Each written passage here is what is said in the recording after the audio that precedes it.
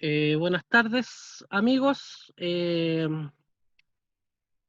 amigos de medieval.cl, a las personas que nos están viendo tanto en Zoom como por nuestro fanpage. En este momento, bueno, tengo aquí a un amigo Jonathan que está ayudándome con el ingreso a la sala, para yo concentrarme entonces en lo que es la presentación que yo les tengo preparado, ¿ya? La número 22 de estas jornadas de historia medieval, ¿ya? La peste negra y los tratados loimológicos. Ese es el nombre de esta presentación. Eh, Básicamente, yo tenía un poco de temor con respecto a presentar el tema, eh, porque en este último tiempo de que apareció la pandemia, el COVID-19, como todos sabemos, eh, han habido muchas charlas, muchas presentaciones sobre justamente la peste negra. Ya yo personalmente he asistido a las que más he podido, ya por un tema de que me gusta bastante el tema. Eh, pero justamente después decía, bueno, yo bien me enfoco en la peste negra, pero hay una arista de la peste negra en la cual yo me he especializado un poco más o he profundizado un poco más, que son unos textos, unos tratados que hoy día les voy a dar a conocer, que justamente son los tratados loimológicos. Ya como vemos entonces en la presentación, la peste negra y los tratados loimológicos, un análisis comparativo entre lo real y lo imaginario de 7 tratados loimológicos hispanos. Como ven los años ahí, 1347, 1506.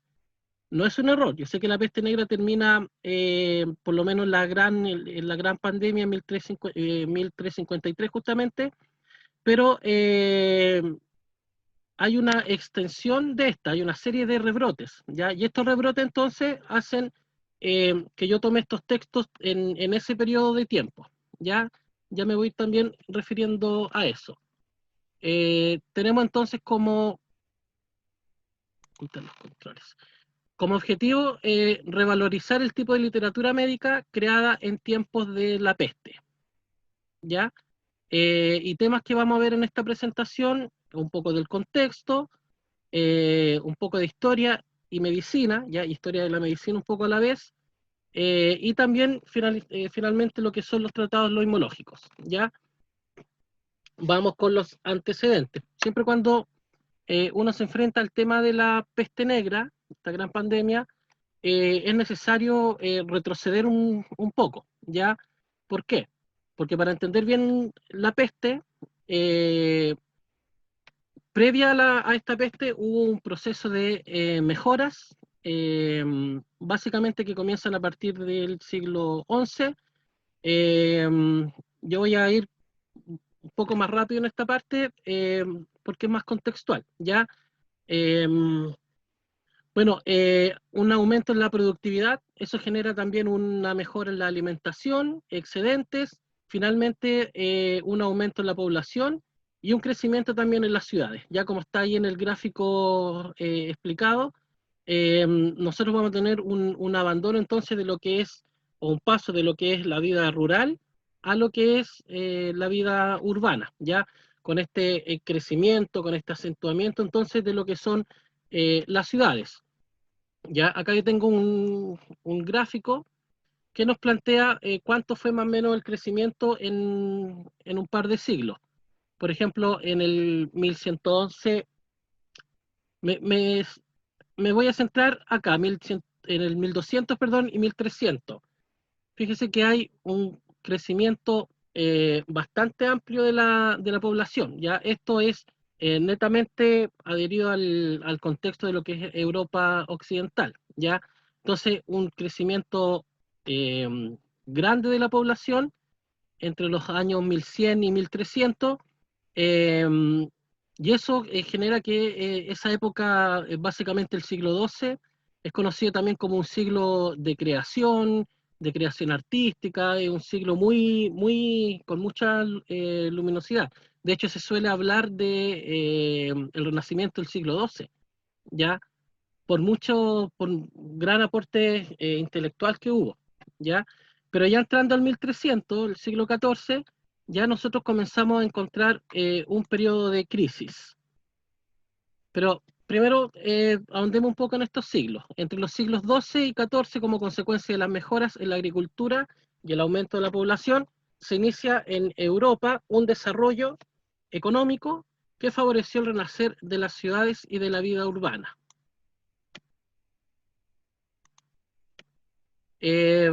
Vamos a encontrar algunos elementos que van a acentuarse, por ejemplo, un crecimiento de la burguesía, ya un aumento de la burguesía, lo que va a ir enlazada con una monarquía que cada vez se va a ir haciendo más poderosa, en el contexto también de las ciudades, y también con eso dentro de las ciudades van a surgir algunos gremios, dentro de los cuales hay uno que nos va a interesar para fines de esta presentación, que es el gremio de los universitas, que es básicamente una corporación de intelectuales que reúne a maestros y estudiantes.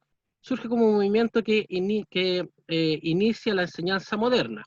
Que inicia la enseñanza moderna quiere decir en el fondo que es una nueva forma entonces de conocimiento, ya profesionaliza un poco lo que es la práctica del conocimiento hasta un poco lo que se va a ir dando en lo que es la Europa medieval. Ya algunas universidades de las más antiguas, Bolonia, París, Oxford, Cambridge, Salamanca, pero sin embargo, y esto es sumamente importante para efectos de esta presentación, encontramos las escuelas catedralicias y los estudios generales, que básicamente son instituciones que también reunían una serie de intelectuales, pero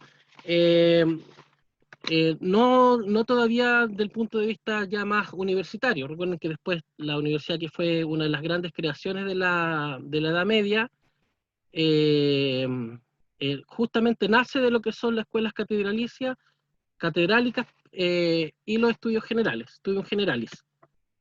Ya, eso a muy grandes rasgos, como para comprender, llegar al siglo XIV y encontrarnos con una serie de procesos que van a generar una crisis, ya que finalmente después se va a fortalecer con lo que es la gran pandemia, eh, es la gran epidemia del siglo XIV, la peste negra. Por ejemplo, se habla de una edad de hielo, una pequeña edad de hielo que corresponde a un enfriamiento global que hubo en Europa, y que esto trajo consigo sequías, lluvia, disminución de la población agrícola. Entonces tenemos que hay mucha población y eh,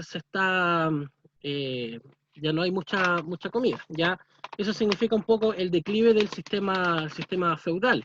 Ya habían constantes guerras, el cautiverio de Aviñón también, que este traslado del Papa desde Italia a Francia, que del punto de vista espiritual para la época también generó una confusión bastante amplia, ¿ya?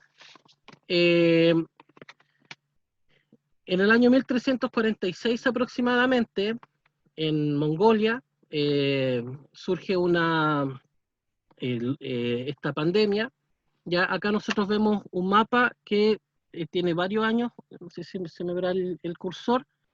En el año 1346, entonces, los mongoles tratan de tomar la ciudad de Cafa, ¿ya? Se dice que también fue una de las primeras guerras eh, biológicas, ¿ya? Lanzaban cuerpos con la peste, ¿ya? Cuerpos contaminados hacia dentro de la ciudad esta que controlaban en ese momento mercaderes de Génova y de Venecia, y que logran huir, ¿ya? Pero ya contaminados con la peste, ya con la Yersina peste, como lo vamos a ver después. Eh, Estos mercaderes entonces logran llegar a sus puertos respectivos en Italia, y finalmente ellos ya venían con esta enfermedad, ¿ya? Y eso, más las condiciones en las cuales se encontraba Europa en ese momento, condiciones de bastante pobreza, ya afectado por esta crisis, espiritualmente afectado, económicamente, por todo lo que se mencionó anteriormente, y eso hace entonces que se expanda muy rápidamente, considerando también las condiciones de salubridad que dejaban bastante que desear. A grosso modo, la peste negra la podemos definir como una terrible enfermedad entonces que arrasa la Europa del siglo XIV, con varios rebrotes a lo largo de la historia. Ya tenemos, bueno, rebrotes tenemos hasta un par de semanas atrás, nosotros vimos que esta enfermedad sigue existiendo, ya no ha sido erradicada del todo. ¿Ya? Ahí vemos algunas imágenes de la época entonces que nos muestran un poco cómo fue esta enfermedad. Ya bulbos, imágenes de la época, fiebres, vómitos, erupción, algunos de los síntomas entonces que tenían las personas que eran contagiadas con esto. ¿Ya?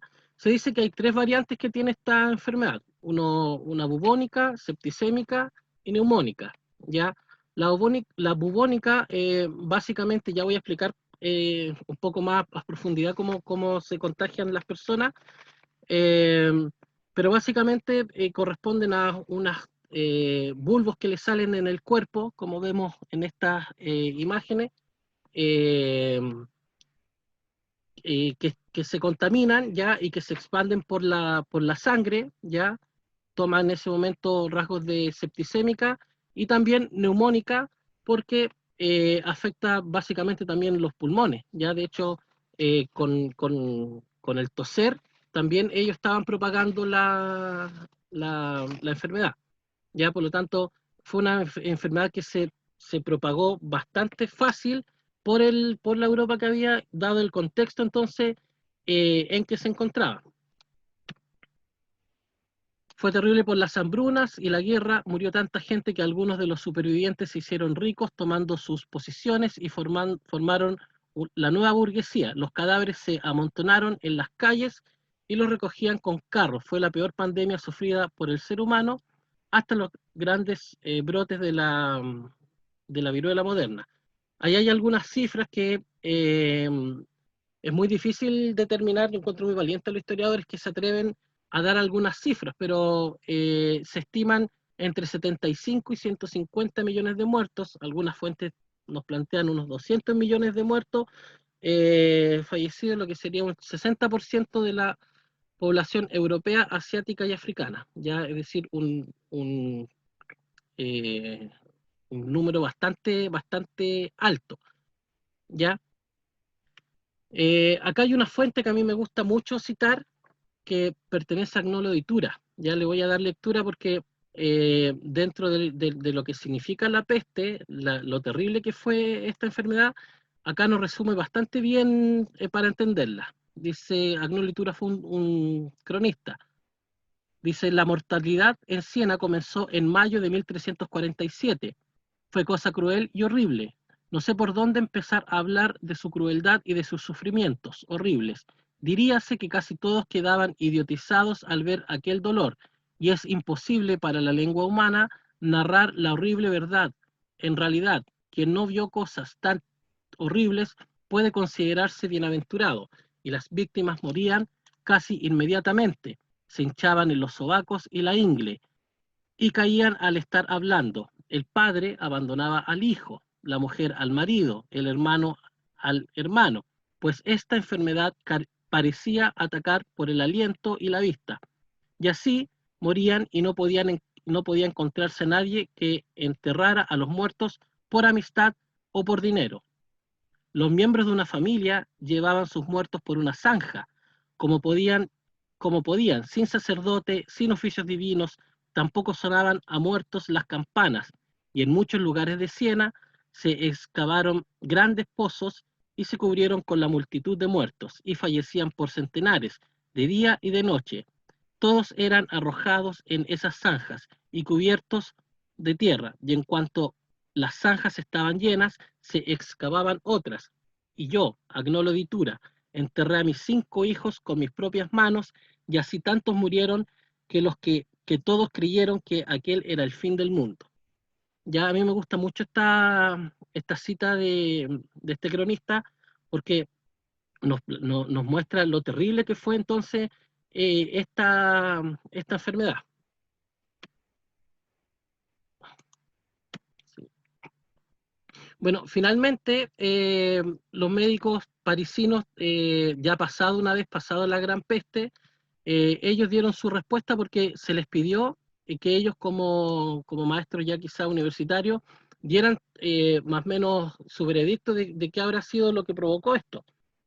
Desde la Edad Media los médicos concluyeron que la causa de la peste negra fue una visión triangular, una unión triangular de Saturno, Júpiter y Marte en la constelación de Acuario. Es decir, estaban del punto de vista científico bastante alejados de lo que posteriormente nosotros ya ahora sabemos. Por ejemplo, ahí vemos una imagen de una pulga y una imagen de una rata que van a estar unidos por una bacteria, ¿ya? Que es justamente la Yersina pestis. Estos hombres que están acá son científicos ya más modernos, que ellos son los que descubrieron esta enfermedad, los que lograron dar un poco la respuesta. Ya por eso ahora la peste negra, si bien sigue siendo terrible, eh, no es broma enfermarse de esto, pero sí por lo menos hay más posibilidades de salvarse que lo que hubo hasta por lo menos el siglo pasado. Eh, en el año 1884 hubo una plaga justamente de peste negra que golpeó a Hong Kong y el barón Kitasato, que era un médico científico japonés, identificó la bacteria que causaba la peste bubónica, pero no fue concluyente en su resultado. Paralelamente, Alexandre Yersin es enviado a Hong Kong, él pertenecía al Instituto Pasteur y también estaba investigando esta enfermedad, ¿ya? Aquí hay un episodio bastante curioso porque Kitasato, él no fue muy amable con Alexandre, ¿ya? Básicamente, o sea, no le compartió su estudio, le tenía prohibido entrar a algunas partes, entonces Jersey lo que hace es sobornar a unas personas que trabajaban en la morgue para que le pasaran algunos cuerpos, compró básicamente algunos cuerpos contaminados y en base a eso él pudo hacer su estudio, ¿ya? Eh, Poco después, Paul Louis Simon, él descubre finalmente que las pulgas eran los intermediarios entre el hombre y la Yersina pestis. Ya si bien Yersin logró descubrir esta bacteria, no logró dar a la forma en que ésta eh, se propagaba. ¿Ya? Acá hay un resumen básicamente de la importancia que tiene esto. Dice, esta agente infeccioso ha sido directamente responsable de pandemias que más muertes humanas ha provocado. El bacilo gram negativo, anaeróbico, nombre médico, una bacteria, bloquea el sistema digestivo de la pulga, por lo cual la pulga está constantemente hambrienta, muerde a sus víctimas una y otra vez, intentando en vano alimentarse, inyectando la bacteria en la herida. Es decir, que esta bacteria entonces ataca al estómago de la pulga, ¿ya? Provocándole hambre, y esta hace entonces que busque algunos vectores, como en este caso son las ratas, y no necesariamente las ratas, sino que cualquier otro animal roedor, ¿ya? Entonces, esto trasladándolo a lo que fue el contexto de la Europa medieval, ya en este contexto de crisis, donde había poca higiene, por ejemplo, no existía mucho el concepto de establo, por lo tanto, para protección también de sus propios animales, mucha gente vivía con sus animales dentro de del mismo hogar, ¿ya? Entonces, eso hacía que fuera más fácil la propagación de esto. Los ropajes que utilizaban algunas personas que eran también de pieles, ¿ya? Y muchos elementos entonces que favorecieron a la propagación de esta peste, ¿ya? Bueno, ahí hay un pantallazo de una página de internet que tomé, de un diario, eh, que esto fue hace poquitos días atrás, pues 26 de julio del 2020, justamente estos brotes que afectaron a Mongolia, ¿ya? Y que por supuesto que eh, a nivel del mundo, con las características que estamos viviendo ahora, fue bastante terrible. Existe mucha ignorancia con respecto al tema de la peste negra. Y ahora, como dije al principio, con el tema de esta gran pandemia que nosotros estamos viviendo, recién quizás saliendo un poco de nuestros hogares, pero ya sabemos, por ejemplo, qué es un poco la pandemia en la historia, ¿ya? ¿Por qué escribir una historia de la medicina? ¿Ya? A mí particularmente lo que me gusta de la historia de la medicina es como sale ahí, como yo lo llamo, un comodín histórico, que dice dentro de la historia, las pandemias corresponden a uno de los pocos elementos que generan cambios estructurales abruptos. Todos nosotros teníamos muchos planes para este año, pero nos encontramos con una gran pandemia y ahí quedaron nuestros planes. ¿Ya? Es decir que, y esto ha pasado muchas veces en la historia, ¿ya? Acá abajo dice, las enfermedades son instancias que llevan a la humanidad en su punto más crítico, mostrando esta no solo su parte más débil, sino que pone a prueba todo su intelecto. Ya nosotros vemos actualmente, podemos hacer estas comparaciones como lo han hecho muchas personas, muchos historiadores también. Actualmente nosotros vemos a todos los científicos de las mejores universidades mundiales que están tratando de buscar en una especie de carrera, tratar de buscar la cura para esta enfermedad, ¿ya? Eso es lo que activa un poco estos estados eh, de desesperación, ¿ya? A grosso modo, ¿ya? Muy a grosso modo, eh, bueno, yo les pido disculpas si estoy un poco distraído porque lo que pasa es que me aparece a cada rato una pantalla, veo que está llegando mucha gente atrasada al curso, pero ahí mi amigo Jonathan está aceptándolo. Bueno, ahí yo tengo una simple tabla de algunas de las pestes que han afectado, de las pestes más famosas, que han afectado entonces a lo que es la humanidad. Las pestes bíblicas, que están antes de Cristo en el Antiguo y el Nuevo Testamento, hay mucha referencia a pestes, plagas. Eh, hay algunas personas que han indagado en ellas también. Tenemos la plaga de Atenas, que podría haber sido tifus, cólera, Yersina pestis, la peste de Agrigento. La peste de Atenas, volviendo un poco atrás, es bastante famosa porque justamente se da en el contexto de la guerra del Peloponeso. Ya hay un historiador llamado Tucídides que él, bueno, según algunas fuentes, él murió de esta peste y él también estuvo en la guerra participando. Ya, por lo tanto, está muy bien descrita lo que es, en cierto aspecto, la peste de la historia de esta peste. Justamente en el libro que se llama Historia de la Guerra del Peloponeso. Tenemos en Roma ya después la peste de Agrigento, 406 a.C. Básicamente se piensa que hubiese sido viruela o Yersina pestis. La Yersina pestis también la podemos encontrar previo a lo que es el siglo XIV. La peste antonina, Siracusa, viruela, la peste antonina, ya pasando después de Cristo, viruela sarampión, la peste de Cipriano, 251, viruela gripe, ébola virus, peste de Justiniano, 542, Yersina pestis, pestilencia amarilla, hepatitis, podría haber sido, y finalmente lo que es la peste negra, que es hasta donde más o menos está este estudio. Continuamos. Bueno, con respecto a lo que es la medicina en sí, también tiene una evolución. Me tapan. Uy. Ya, los primeros pasos de la medicina, básicamente la medicina en la prehistoria encontramos una medicina mágica, chamánica, va a evolucionar a Mesopotamia con una medicina más astrológica.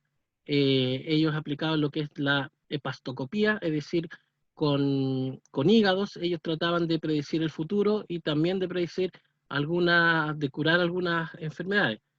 En Egipto encontramos una medicina religiosa también y más especializada, especialmente en lo que es el embalsamiento. Ya tenemos a Imhotep, que se supone que fue uno de los grandes médicos de la cultura de Egipto, que básicamente hubiese él hubiese entonces enseñado al Egipto el arte este de embalsamar.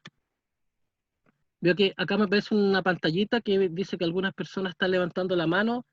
Yo les pido que por favor lo hagan al final de la presentación, porque no me deja avanzar. Ya al final se va a dar el espacio para lo que son las dudas, consultas, como lo hemos hecho en el resto de la jornada. ¿Ya? Ya, en Grecia podemos encontrar dos tipos de medicina, prehipocrática e hipocrática. Ya, la medicina prehipocrática es bastante similar a la que ya se venía dando antiguamente en Mesopotamia, en Egipto, que era una medicina chamánica con mucha magia, con un poco de nigromancia, eh, es decir, que hacían algunos experimentos con los muertos, magia negra quizá, eh, pero cuando aparece esta figura de Hipócrates, que se dice que es el padre de la medicina, justamente en el contexto del siglo V, cuando Grecia estaba, Atenas estaba en su mayor episodio creativo, por decirlo de alguna manera, filosófico, se mezclan todo lo que son las ciencias con la filosofía, todo es razón de cuestionamiento, y en ese momento aparece Hipócrates de Cos, ya en esta pequeña polis, y él entonces hace que la medicina pase un poco del mito al logos, es decir, pensar un poco más esta ciencia. Ya hay una escuela bastante famosa que es la Escuela Médica de Cretona. Tenemos la teoría de los cuatro humores, que fue justamente una de las que más va a prevalecer también durante la Edad Media. ¿Ya? Algunos de las creaciones, ya de las herencias que nos deja Hipócrates, el Corpus Hippocraticum, que es un gran compendio médico con mucha información. Eh, Algunos estudios dicen que no fue efectivamente creado por él, sino que él como que coordinó un poco este estudio, recibió aporte de diferentes personas, pero finalmente se le atribuye a él, ¿ya? Encontramos también, por ejemplo, el tema del juramento hipocrático, que está dentro de estos textos, ¿ya? Para los griegos tenían un dios de la medicina que es Asclepio, que posteriormente va a evolucionar a Esculapio. En Roma ya encontramos a Galeno de Pérgamo, que él fue también uno de los más importantes médicos entonces de la antigüedad. Él toma esta teoría de los cuatro humores, que son los temperamentos, y lo complementa, y también va a ser muy importante en lo que es la medicina de este periodo que estamos viendo, ¿ya? Ahí yo puse, por ejemplo, Julio César, porque uno de los datos anecdóticos de esta historia es que Galeno era un médico griego, ya, y al nacer los médicos griegos eran mal vistos en Roma en ese tiempo, pero al nacer Julio César, fue atendido por un médico griego, eh, y eh, bueno, por lo que dicen algunas fuentes, Julio César nació enredado al cordón umbilical, eh, y tuvieron que hacerle una cesárea. Ya, bueno, en ese tiempo no se llamaba cesárea, pero el médico griego abrió la madre de Julio César y lo logró sacar, y de ahí que Julio César autoriza o integra a los médicos griegos al, a lo que es el contexto romano, y de ahí fueron bastante importantes, ¿ya? Ya en lo que es la baja edad media, la alta edad media, perdón, cuando cae el Imperio Romano va a haber un retroceso en todo lo que es la medicina, ¿ya? Básicamente aquí va a nacer la figura del monje enfermero, este monje enfermero que es eh, sucesor un poco de Cristo, de Jesús, eh, con sus poderes, digámoslo de alguna forma, con sus milagros para sanar, ¿ya? Básicamente la enfermedad fue vista como una maldición, ¿ya? Quien pecaba era quien se enfermaba, ya básicamente. Entonces, hay una especie de retroceso, pero todo este conocimiento que había logrado Hipócrates y Galeno, eh, huyó en cierto modo al mundo árabe. Ahí se resume a grosso modo, muy a grosso modo, lo que es la teoría de los cuatro humores. Ya las personas tenemos, según esto, ya plantea que hay cuatro tipos de personas. Unos que son coléricos, que son menos tolerantes, más enojones, por decirlo, voluntad más fuerte, más propensos al estrés. Están los flemáticos, que son aquellos indiferentes, muy calmados, racionales, pausados. Los melancólicos, que son aquellos depresivos, somnolientos, suelen ser pausados también. Y los sanguíneos, que son más sentimentales, emocionales, sobre todo optimistas, como dice ahí el texto. Ya, siguiendo entonces con esta evolución rápida de la medicina, eh, el conocimiento este greco-romano se había trasladado a Oriente, pero en cierto modo va a estar en contacto cuando hay cuatro médicos sumamente importantes del mundo árabe que van a hacer un aporte fundamental entonces para lo que es la medicina occidental. Racés, Avicena, Averroes y Maimónides, ¿ya? Ellos lo que hacen, por ejemplo, Racés, a través de su texto, ahí están los años que se supone ellos habrían existido, el texto más conocido, porque hicieron más obras, eh, Racés conoció como el médico Hipócrates árabe, mejoró la teoría de los cuatro humores y añade un pequeño tópico que sería un poco la risoterapia, ya que era bastante impensable en ese momento. Canon Medicinae de Avicena, el príncipe de los médicos, se dedica también a la farmacología, contagio por agua o aire contaminado, ya aquí ya comienzan a poner bastante alerta en lo que es la higiene dentro del tema de la medicina, ya. Averroes, el Collegiate o libro de las generaciones, ahí también él se preocupa un poco de la oftalmología, la medicina preventiva, realizó disecciones, experimentos sobre cadáveres humanos, a pesar de que eso estaba prohibido. eh, Maimónides considera dietas sanas, actividad física, eh, habla de un sujeto biopsicosocial, mezcla lo que es la biología, psicología y la sociología. Ya esto es como para resumir todo su postulado en pocas frases, lo que es bastante complejo. Pero en el fondo nos quedamos con que fueron muy nutridores para los postulados que hicieron estos greco-romanos, Hipócrates y Galeno. ¿Ya?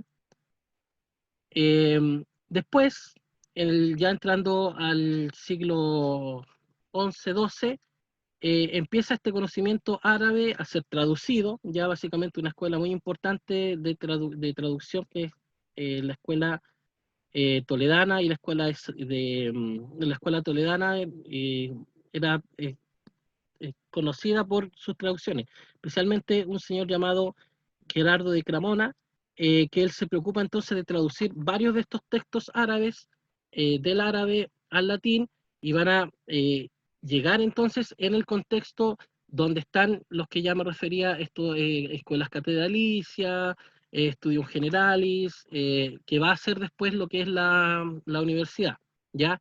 Y así vamos a encontrar que entre el siglo XIII y XIV ya va a estar instalada la escolástica médica universitaria, ya que voy a hacer un breve paréntesis un poquitito más adelante, ahora solamente la menciono, ya, ya hay una elaboración de textos de estudio y empiezan a surgir algunos médicos ya con una formación universitaria, ya, las las primeras universidades del siglo XIII, Montpellier, Salamanca, Lérida, ya mencioné algunas, y previo, como está en el cuadro anterior, estaban estos estudios generales y las escuelas catedralicias.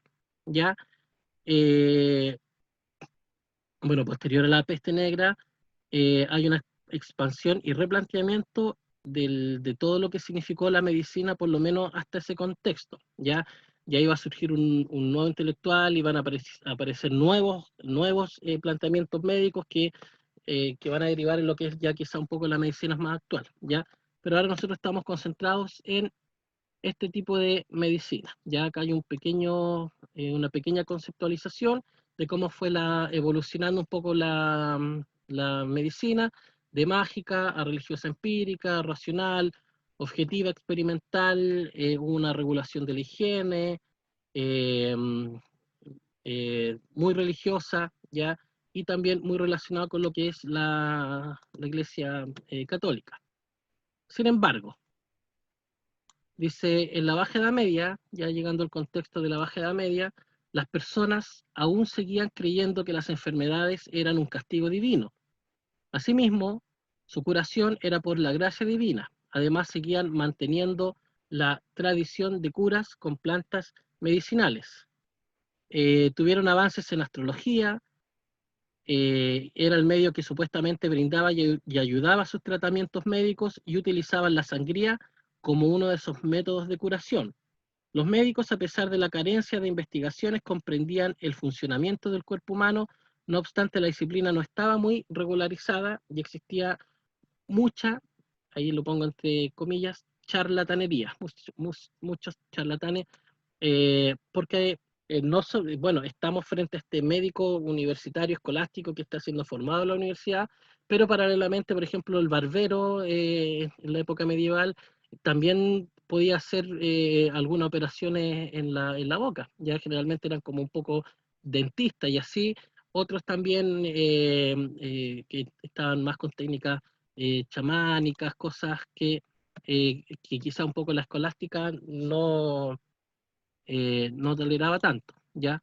Acá está lo relativo entonces a lo que es el escolastismo, o la escolástica. Es una corriente teológica y filosófica medieval que utilizó parte de la filosofía grecolatina clásica para comprender la revelación religiosa del cristianismo. Es decir, en su momento la Iglesia entiende y respeta todo el conocimiento grecolatino, pero no podía permitir que este conocimiento pasara por encima de los planteamientos propios de la teología cristiana, ¿ya? Es por eso que lo que tratan de hacer es tratar de someter, de subordinar el conocimiento greco-latino a los planteamientos entonces cristianos, ya como dice en el segundo párrafo, es una corriente teológica filosófica predominante del pensamiento medieval y supuso una clara subordinación de la razón a la fe. Este entonces fue el pensamiento que predominó en las escuelas catedralicias y en los estudios generales. Entonces nos encontramos con un médico que esta enseñanza estuvo a cargo del clero secular, el papel de las universidades en la Edad Media fue agrupar entonces a los intelectuales y hubieron, dice, el progreso más importante de la medicina fue la construcción de hospitales, ya que también es algo bastante relevante. Ya, básicamente la medicina escolástica, nosotros eh, la podemos resumir en este cuadro que está ahí. eh, Más que la medicina escolástica, un poco lo que es el modelo de educación que quizás había en ese tiempo, ya las diferentes facultades como como se menciona, ya lo que se desarrolla en las primeras escuelas y las primeras universidades, entonces que van a ser parte importante entonces del conocimiento. Bueno, no está de más decirlo, pero las universidades actualmente eh, lo más importante a nivel intelectual que existe en nuestra sociedad, y así ha sido siendo, ha sido hace varios siglos. ¿Ya? Es así entonces como vamos a conectar la gran peste con la loimología. ¿Ya? ¿Qué es entonces la loimología? Entonces, todo eso más o menos podría decir que fue un poco introductorio para ya pasar un poco a profundizar lo que es el tema que acompaña esta presentación, que son los tratados loimológicos. ¿Qué son los tratados loimológicos? Es una forma literaria médica de la Baja Edad Media cuya finalidad fue dar solución inmediata a la peste negra, siendo sus principales temáticas lo preventivo y lo curativo. Eh, Básicamente, yo una de las cosas que siempre repito es que los tratados loimológicos son como un poco el hermano pobre de la literatura. Ya sabemos que la peste negra dejó muchas cosas, nos hereda muchas cosas. El Ars Moriendi, por ejemplo, mucho en arte, mucho en literatura, diferentes elementos, ¿ya? Pero cuando nosotros vemos, por ejemplo, los tratados loimológicos, son muy pocos los historiadores que han profundizado netamente en estos textos, ¿ya? Generalmente los tratados loimológicos han sido más objeto de estudio de la gente que estudia lingüística, ¿ya? ¿Por qué? Porque estos textos también fueron rompiendo un poco con el latín predominante en la Edad Media. ¿Ya? No era, se necesitaba un texto de más fácil acceso, ¿ya? Que los códex, que se demoraban décadas en hacer los códex. Se necesitaba entonces un texto fácil, rápido de digerir y quizás también fácil de compartir y de discutir, ¿ya? Cuando ya nosotros entramos de lleno a lo que es la enseñanza universitaria en la Edad Media, tenemos esta discusión de textos que había, ¿ya? Que también forma parte un poco de lo que eran las formas de estudio en este periodo, eh, la, eh, la quaestio, la disputatio, ¿ya? Pero para eso necesitaban unos textos entonces que fueran más asequibles y más fáciles que los códex que básicamente tenían un costo más elevado. Etimológicamente corresponde a una palabra compuesta de origen griego que significa limos, una peste o plaga, y logía, que significa estudio. Fueron escritos por médicos profesionales, escolásticos, por encargo o por propia voluntad. ¿Ya? Es decir, que algunos médicos decidieron escribirlo, como lo vamos a ver en un ratito más, y a otros se los encargaban, porque finalmente se creyó con los rebrotes de la peste que aquella persona que tenía un tratado loimológico en su poder probablemente tenía más posibilidades de vivir que el que no tuviera. Ya también se convirtió en una especie de protector de esto. ¿Ya? Si bien encontramos el origen de estos tratados en la antigüedad grecorromana y una subsistencia en el mundo árabe, es gracias a la escolástica médica universitaria medieval que toman un real impulso, según nos dice Emilio Mitre en esta cita.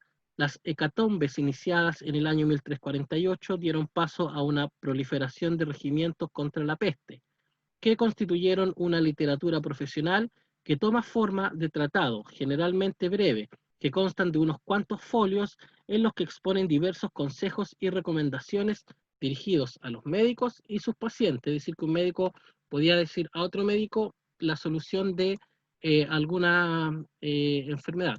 Dentro de los géneros literarios surgidos en la Edad Media, la loimología ha sido al menos estudiada, como le dije recién, entonces como un poco el hermano pobre de los géneros literarios surgidos en la Edad Media.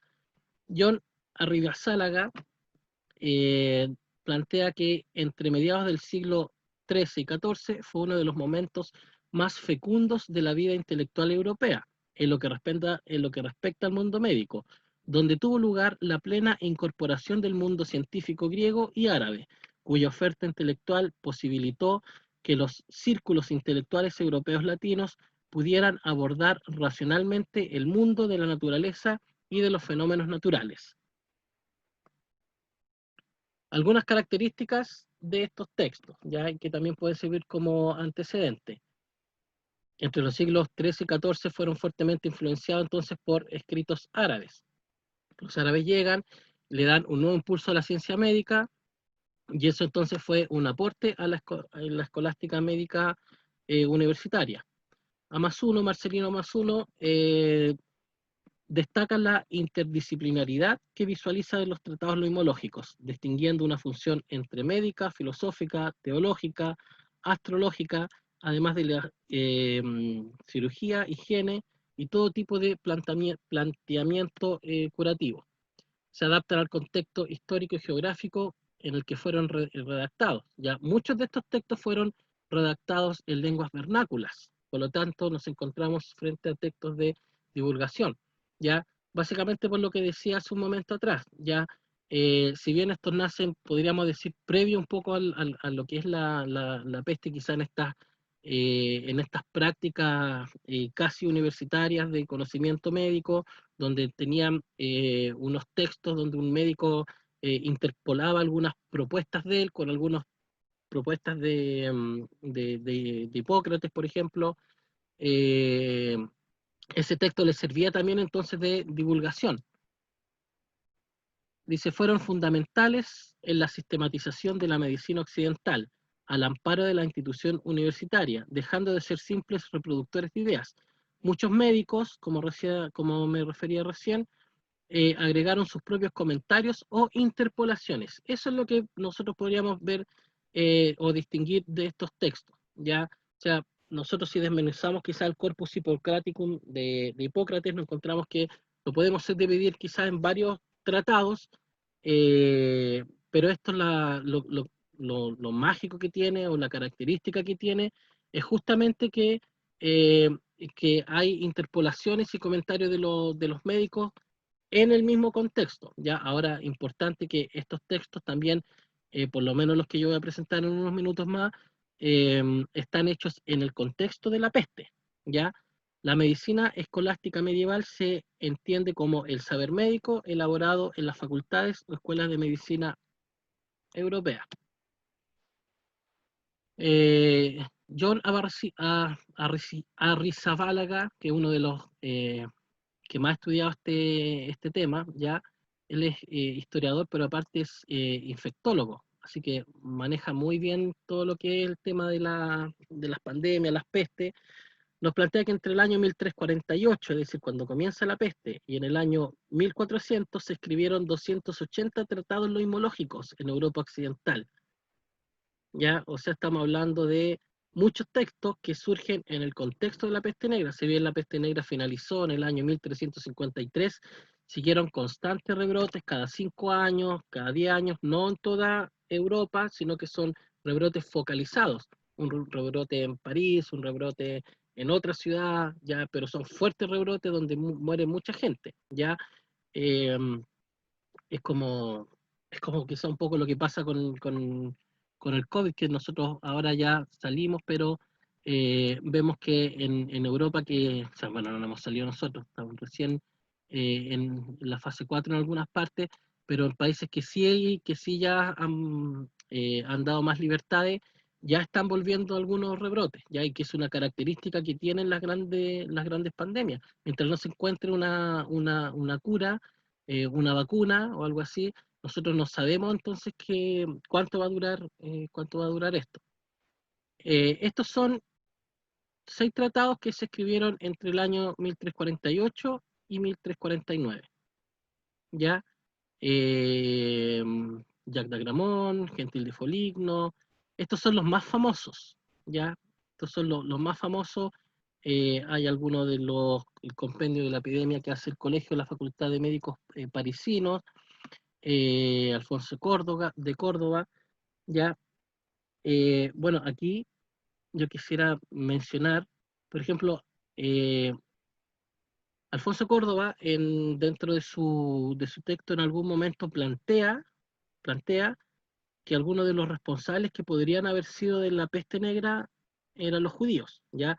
Y eso ¿en qué detona? Detona eh, que hay una gran persecución a los judíos durante esta época. Ya quizás podríamos encontrar aquí el origen de, de ese planteamiento. ¿Ya? Eh, Ahí habría que profundizar bastante. Ya yo he leído un par de fuentes que plantean lo mismo, pero habría que profundizarlo bastante bien. Pero de hecho recuerdo cuando veía ese tema, que no es que lo haya hecho así como por querer perjudicarlo, sino que dentro de sus posibles causas, dentro de lo que puede ser, dado el contexto religioso, dado el contexto que hay dentro de esto, hubiese sido entonces este planteamiento. Ya no es algo como acusarlo para matarlo. ¿Ya? Bueno, acá están los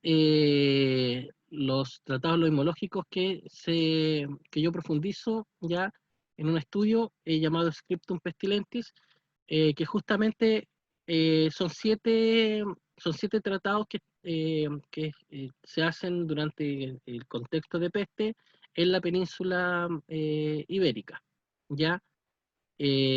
Vamos a ver rápidamente cada uno de ellos, pero muy, muy breve. La barrita que me molesta. Ya, Jacques de Agramont, el régimen de preservación, epidemia o pestilencia e mortantats. Está escrito en catalán antiguo. Acá aparece un poco el resumen de lo que fue. Yo todos los 7 le hice ese cuadrito. ¿Ya? Jacques de Agramont se piensa que es de origen de Lleida, o actualmente Lérida, a pesar de que, según las personas que más ha profundizado en él, dicen que hubiese sido del sur de Francia, claro, de un lugar llamado justamente Agramont, y que en algún momento él se acerca a esta ciudad y que es donde él se desarrolla, ¿ya? Se supone que hubiese estudiado en el Estudio General de Montpellier, ya en la Universidad de Montpellier, y hubiese trabajado, se hubiese desempeñado en la Universidad de Lleida, actualmente Universidad de Lérida. Acá dice que bueno, la Universidad de Montpellier es una de las más antiguas, fundada por el cardenal Conrad, confirmada por el Papa Nicolás IV en una bula de 1289, catedrático de la Universidad de Lleida, estudio general fundado por Jaime II en el año 1300, en base a una bula. ¿Qué es lo característico particular que tiene este texto? Escrito en el año 1347, este señor, dentro de su texto, él nos explica que en su ciudad, en su Lleida, todavía no está infectado por la peste. Entonces, pero él sí sabe que un pueblo muy cercano, sí tiene esta enfermedad. Él ya como médico, él sabe que hay una gran enfermedad, que eso es, para el periodo igual es eh, eh, como sorprendente, ¿ya? Él sabe que se acerca o que puede llegar eventualmente una gran enfermedad a su ciudad, por lo tanto, él en ese momento redacta este texto, ¿ya?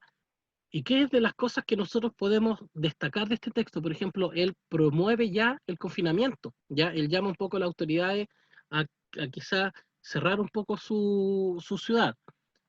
También exige que se desinfecten las calles, y que la gente también desinfecte sus casas, ¿ya? Pero en base a la realidad del periodo, por ejemplo, bañar el suelo de vinagre, evitar tirar las heces por las ventanas, cosas de ese tipo, ¿ya?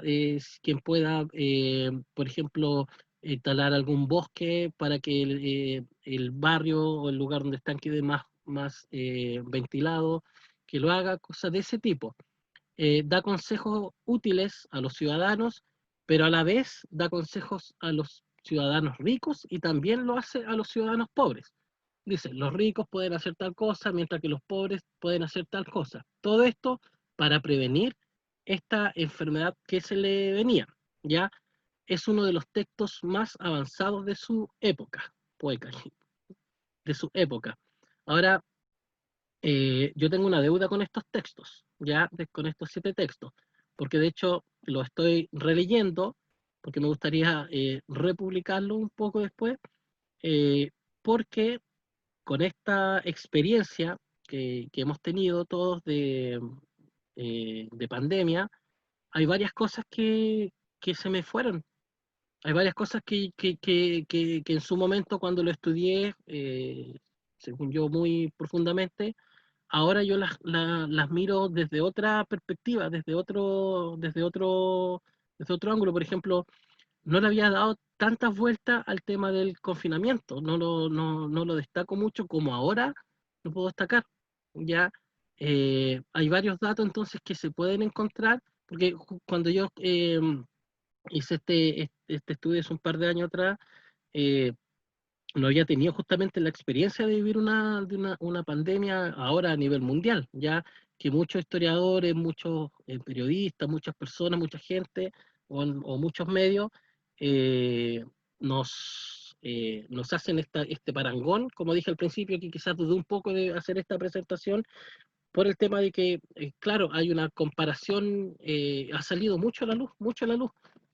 De hecho, cuando recién empezó marzo, cuando recién empezó todo el tema fuerte de la pandemia, el texto que les mostré en un principio se agotó, lo encargaron muchas personas, eh, porque está relacionado, porque el tema este de la peste negra y las pestes eh, generan un interés enorme. Entonces yo justamente tengo una deuda con estos textos y los voy a releer, ya los voy a repasar. Tenemos también la Sevillana Medicina, ya acá está el cuadrito en blanco, Juan de Sevilla, ya también llamado Moisés Roque Maure. Se piensa que él fue un judío converso, ya eh, trabajó para el obispado de Sevilla, ya estudió, bueno, el estudio general de Aviñón hubiese estudiado él. Ahora, eh, destaco que es judío converso porque puede existir la posibilidad de que él como médico tendría más posibilidades de hacer carrera como cristiano que como judío, ¿ya? Por eso que él en alguna fuente aparece como Moisés Roque Maure, pero después lo encontramos como Juan de Sevilla. Este es un texto colosal, se centra básicamente en lo que es la vida saludable y habría sido escrito a causa de un rebrote en la ciudad de Sevilla en el año 1374, ¿ya? Y también destaco que este libro se imprime, va a ser impreso más de una vez desde el año 1554. O sea, ¿qué nos hace pensar de que fue impreso? ¿Por qué fue impreso? No creo que para tenerlo de bonito, yo creo que es porque los tratados loimológicos, estos textos que estoy explicando, en su periodo, quizás ya en esta inicios de la época moderna, que personalmente eh, yo soy de la línea de que la Edad Media no muere, no termina con la caída del Imperio Romano de Oriente, ¿ya? Yo creo que por lo menos se extiende hasta el siglo XVIII, según algunos planteamientos de Jacques Le Goff. Yo soy de esa línea, ya si bien encontramos humanismo, renacimiento, un montón de cosas, pero la capa baja de la población, ellos siguen siendo muy medievales. De hecho, la gente que llega a América están bajo un contexto muy medieval. Eh, pero ese es un tema de debate, de discusión. Eh, Volviendo al tema, si se imprimió, si este texto fue impreso casi 2 siglos después, es porque tiene cierta importancia. Velasco de Taranta, el Tratado de la Peste. Bueno, acá hay pocos datitos, ya no quise destacar mucho. También fue ampliamente impreso y traducido. Se supone que él podría ser de origen portugués. eh, lo habría escrito el año 1420. Trabajó en la corte de Francia.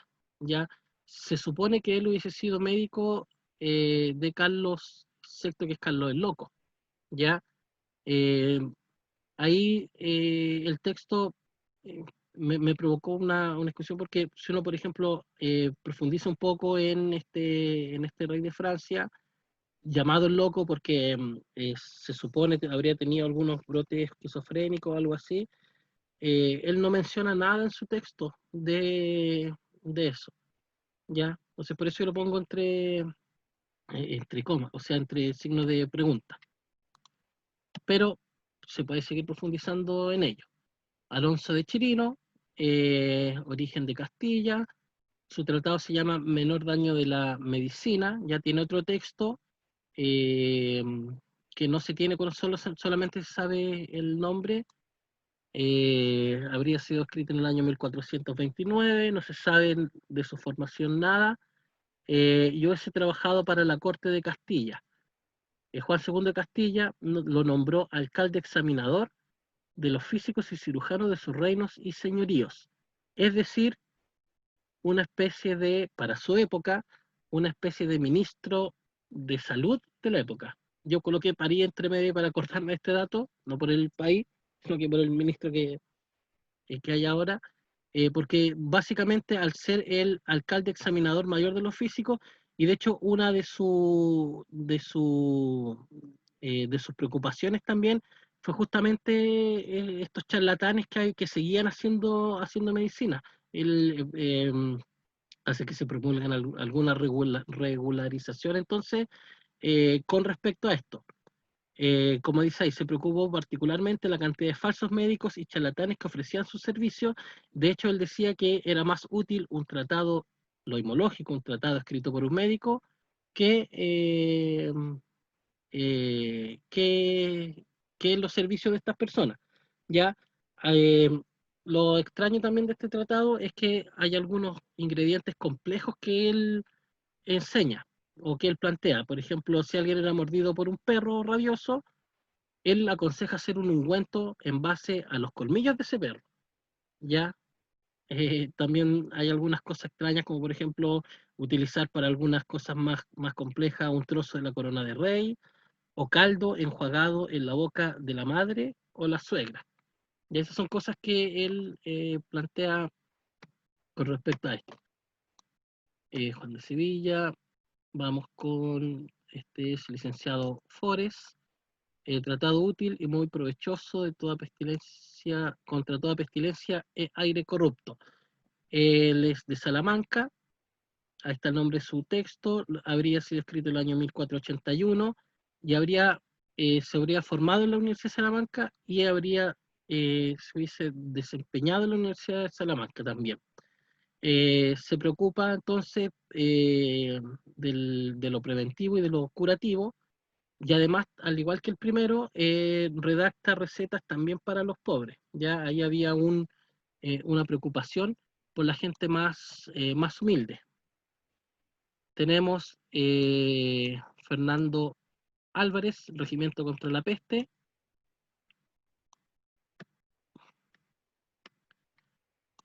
Este señor, médico de cabecera de los Reyes Católicos, considera elementos como la influencia astral, la corrupción de los aires y algunos síntomas como alteraciones psíquicas y la melancolía. Ya, o sea, como vemos, estos médicos que escriben estos textos ocuparon altos cargos para el contexto en el cual estaban. Ya, y el último médico estaría siendo Diego Álvarez Chanca, que él escribe un texto llamado Nuevo no menos útil que necesario, en que se declara de qué manera se ha de curar el mal de costado, pestilencia. Bueno, este es uno de los que encontramos mayor información debido a que él acompañó a Colón en el segundo viaje, ¿ya? Es decir, que fue el primer médico en viajar al Nuevo Mundo, ¿ya? No obstante, cuando yo me enteré de este dato y di con su tratado y leí su tratado, yo pensé que iba a encontrar más información con respecto a esto, no sé, algún capítulo especial o algún tratado especial dedicado a lo que vio él en su viaje, pero no sé, no hay nada de eso, ¿ya? De hecho, se piensa que escribe este texto puede haber sido básicamente a petición de los reyes de la corona, también se desempeñó para ello. Eh, Escribe este tratado entonces luego de un rebrote que hubo en la ciudad de Sevilla en el año 1505 y 1506 aproximadamente. Ya, una de las cosas de las que se puede trabajar, por lo menos la que yo hago en esta investigación que les mostré, es trabajar estos textos del punto de vista real y del punto de vista imaginario, ¿ya? En base, por ejemplo, a lo real. ¿Cuáles son los rebrotes que hubieron? ¿Por qué escribieron sus textos? ¿Cuál fue la formación académica, la influencia intelectual de los tratadistas? Es decir, datos que pertenecen a su cotidianidad, por decirlo así, ¿ya? Y lo que yo llamo imaginario, que ya ha sido también explicado en esta jornada, relacionado un poco con lo que son las citas bíblicas, con lo que son su teología, ¿ya? Hay unos textos que están muy enlazados con lo que es el pensamiento cristiano, que tiene muchas citas bíblicas, pero hay otros que no. Visión teológica de los tratadistas, como dice sí, y algunas referencias astrológicas. También hay algunos que no utilizan mucha referencia astrológica y hay otros que todo se lo... Pero eso es básicamente una propuesta. Ya para ir concluyendo, la utilidad que tuvieron estos textos frente a la peste, dice, gracias a la peste negra se acentuó la redacción de estos textos debido a que la disminución de médicos junto con los rebrotes de la peste llevaron a la sociedad a demandar estos textos médicos breves y de fácil lectura. Ya uno de los datos que nosotros tenemos de la gran pandemia del siglo XIV es que los más afectados también, al igual que hoy día en ciertos aspectos, ha sido todo lo que es el mundo médico. Ya muchos médicos murieron en la peste negra y eso disminuyó,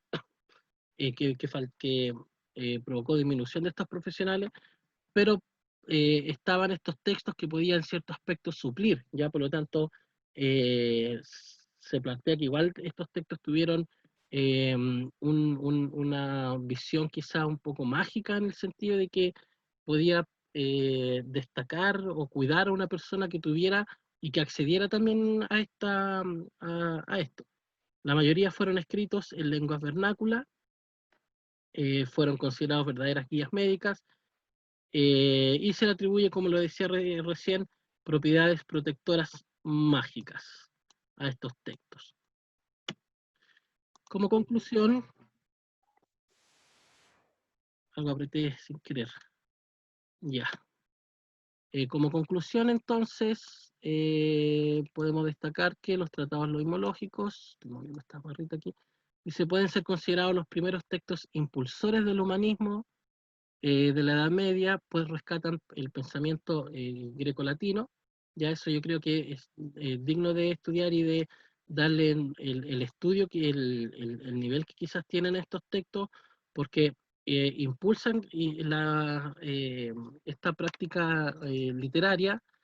eh, También son previos a la Gran Peste, dice, si bien son previos a la peste, se hacen verdaderamente importantes gracias a esta hecatombe, aunque desde el punto de vista médico no es tan importante como lo es del historiográfico, ya que además se entrega una línea de investigación, se puede sacar mucha información en base a estos textos.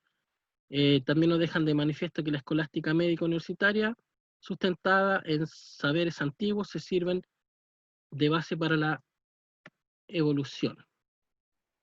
Ya con eso estaría entonces terminando. Quería poner esta imagen ahí. Bueno, el traje de médico de la peste no es el que hubiese correspondido al de la peste negra, ya ese traje es más del siglo XVI, pero sí nosotros nos transporta inmediatamente a lo que es quizás ya sacando un poco en el imaginario, eh, el traje, el médico de la peste. Ya frente a una persona de la salud también actual, es decir, tenemos la peste negra y el COVID-19, la Yersinia pestis y el COVID-19 enfrentados cara a cara. Bueno, me gustaría terminar ya con eso. Muchas gracias. Ya no sé si me extendí, estoy un poco perdido porque como estoy acostumbrado a ser yo el moderador de estas reuniones, aparte que a cada rato me apareció una barrita aquí, cada que esperaba a alguien. Vamos a ir entonces a las dudas, preguntas. Si es que alguien, aquí yo veo a los participantes. Si es que alguien tiene alguna duda o consulta, puede levantar la manito. Vi que cuando hablaba alguien levantaba la mano. Ahora es el momento para hablar.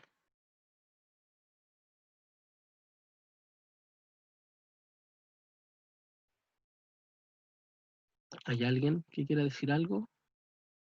O quizá nunca activé mi audio y nadie me escuchó. A ver acá en el fanpage. Estoy viendo también. ¿No? Que agradezco las felicitaciones de las personas que me escribieron en el fanpage también. No hay preguntas. Bueno, quien tenga una pregunta puede levantar la mano.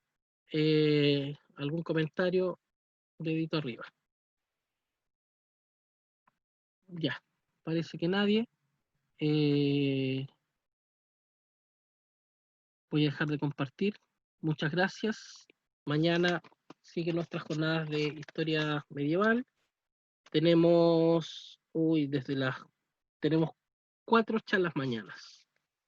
Desde las 13:15 hora Chile. Es un pequeño curso sobre la Vulgata de San Jerónimo, que tiene también lugar el día viernes a la misma hora.